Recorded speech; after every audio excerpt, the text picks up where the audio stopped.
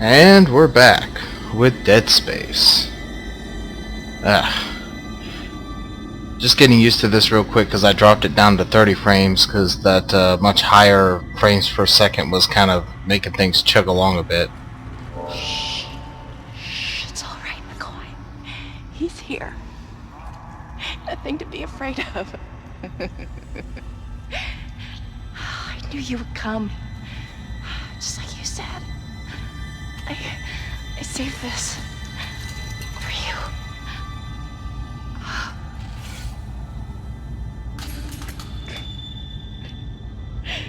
Can I go now? Claire wants to take me. Just shut up. And that's a cheery way to start off the chapter. On a much better note. Yeah, what she said. We got kinesis now. And kinesis is not as useful in this game as you would hope. You can use it to move stuff around. It's not particularly combat efficient. It's more used for solving puzzles and, well, picking up item pickups like this. It is helpful in the regard that if it's a particularly, monster heavy room and you don't want to trigger the encounter right away, then yeah, grab as many items as you can, and then engage the necromorphs at your leisure, unless they're already in the room. Then not a whole hell of a lot you can do about that.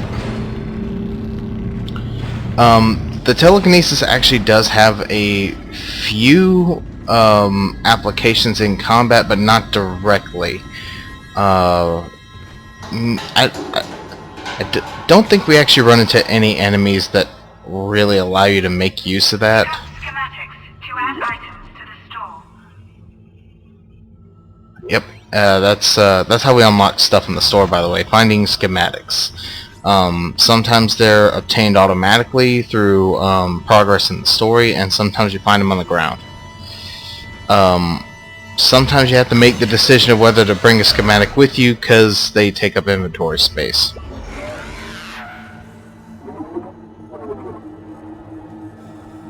Pretty little map. But yeah, this is what I was talking about. Grabbing them from a distance. And the range is pretty good on telekinesis, but that's not going to matter up until... Isaac, are you there? We were attacked. Kendra's gone. 1 minute she was there, and I can't believe I lost her. We can still do this. Get me the captain's rig codes, and we'll find Nicole. Looks like the crew barricaded the door to the emergency wing. We'll have to blow through it to get to the morgue. Get some thermite from medical storage, and a shock pad from zero-G therapy. Should be down the corridor. Communication is useless in all this static. Alright, so Coach Garcia is telling me to get some thermite. Okay, I don't pretend to be a scientist or anything, but what in the hell is thermite doing in the... Like, the shock pads, I understand that. The place where we find them, maybe not so much, because it's in a... Oh, well, we'll get to that, but... Fucking thermite. That still baffles me to this day. I remember hearing that the first time playing this game. I'm thinking, fucking really?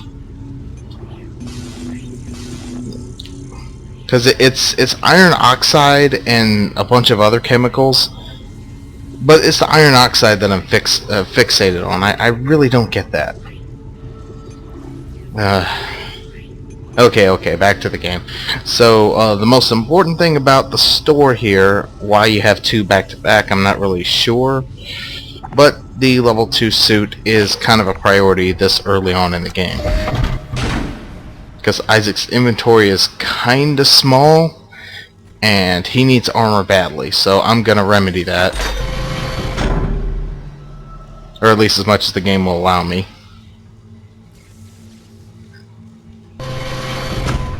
And I thought there was supposed to be a sound whenever that's being set up. I guess it cut out for some reason. Anyway, Isaac has armor plating now and a reinforced helmet. So we got that going for us.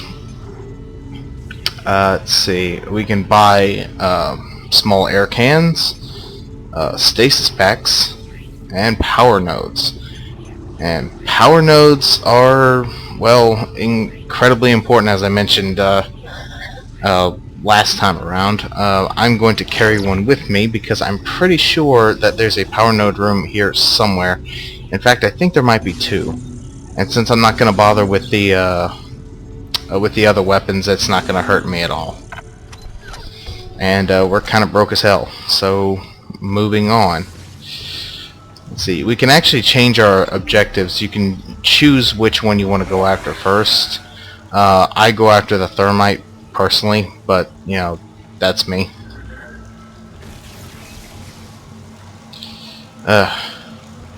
Dead bodies everywhere. As a side note, the ragdoll physics are really stupid for this game. If you want to have some fun with this, throw some stasis on bodies or other inanimate objects like that. Set it off with an explosion and just watch them fly. The Havoc engine is really fucking funny sometimes. And more dead bodies. All weapons have an alternate firing mode. Yes, we know that already.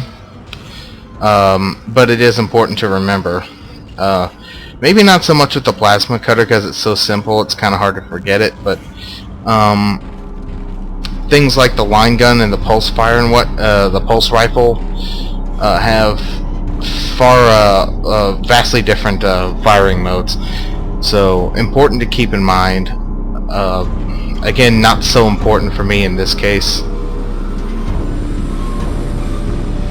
That is really fucking loud. That buzzing sound, whatever that is. Yes, use stasis to slow objects. I know.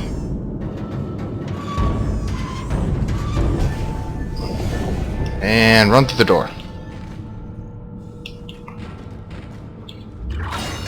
Alrighty. And we're in the med lab. Got some credits here. Yeah. I don't think I explained this last time, but this game is particularly heavy on monster closets and encounter events.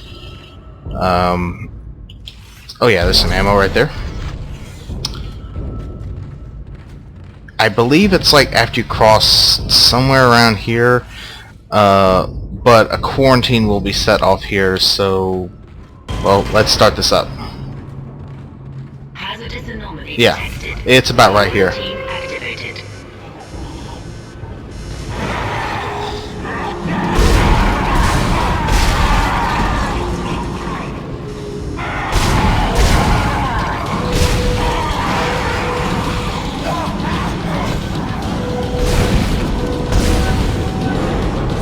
Alright.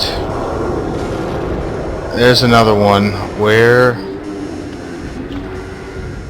There's another one in the room. There you are.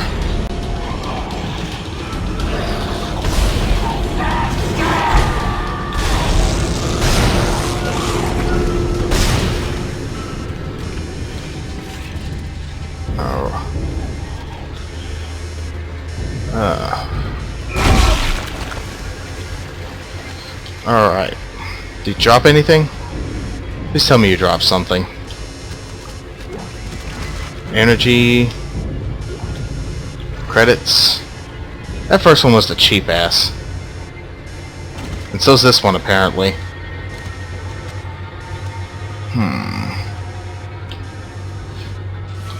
Alright.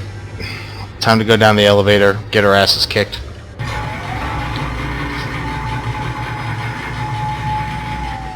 There's one enemy in particular that I'm waiting for. Where are you?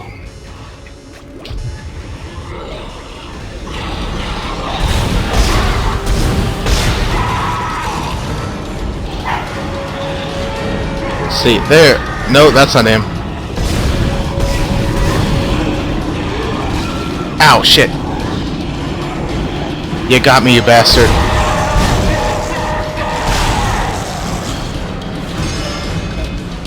Oh crap, there's another one. Let's see. Oh yeah, that's the one I was talking about.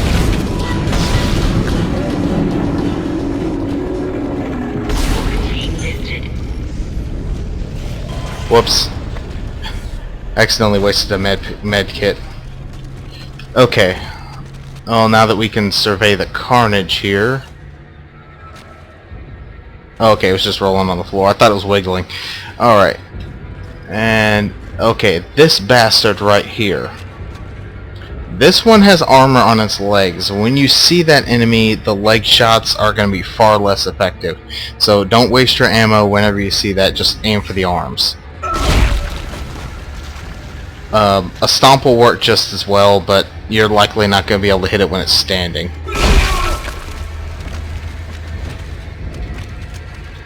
Did these guys drop anything?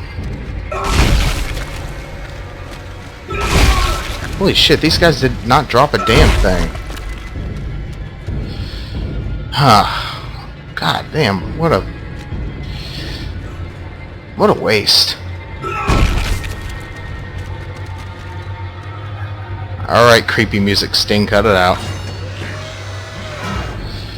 Time to loot the room. Alright, we got some plasma. What in God's name is going on down there? I think that's precisely the point, Doctor. God's work. I'm not so sure of that. We have to assume that the colony's problems are somehow connected to the marker. You can assume all you want to. I do not.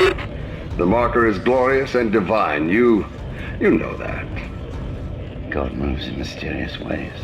Anyway, we'll have it on board tomorrow. You can analyze it all you want to. What are you so worried about? Worried? Captain, people are dying down there, killing each other. Is this madness the transformation unitology teaches us? Doctor. Terrence. There will always be risk when the stakes are high. And here, they're enormous. It could change everything. And that's what worries me. Alright, that was a conversation between Dr. Terrence Kyne and Captain, I believe his first name is Benjamin Mathias. Little bit of trivia here for this. Benjamin Mathias played completely different ways, both in the game and in the Dead Space Downfall movie. I know this has nothing to do with the game, but I bring it up because it involves one of my favorite voice actors by the name of Jim Cummings. And I just love hearing his voice, and he always makes that he always makes anyone ominous and villainous so much fun to hear. Audio log. I finally convinced Jurgens to show me the video feed from the colony. And what I saw was glorious. Breathtaking. Miners undergoing a transformation into something extraordinary. I must know more. Even as the believer within me wants to become one of them, the scientist needs to uncover their secrets. I need to study one of these necromorphs, as Kyne so clinically puts it. I need to witness this infection firsthand. Perhaps that patient from the colony. Let's see. Okay, I believe that is Dr. Mercer, and he is your crazy doctor for this game. And ooh, yeah, he's up there. Yeah, really nuts. So, and I think I've looted everything that can be from this room. I'm seriously, I think I must have picked up anything they dropped the whole time I was running and didn't notice. Got lots of plasma, which I will definitely need as the game goes on. Let's see, and I did not search this room. Green stompy box. Let me see. But yeah, back to the voice acting. So yeah, he's a lot older in the movies and played a little bit more erratic and rash. But he has an awesome voice, so it kind of balances out that he's underutilized, considering his importance. They kind of relegate him to a MacGuffin in the game, and in the movie he's there to get perforated. He's there to get perforated with a that would be a pregnant. We'll get to that when we do. But yes, yeah, small bit of trivia, and for those that cared or don't, well, there it is. And we're gonna save here, in case I fuck up.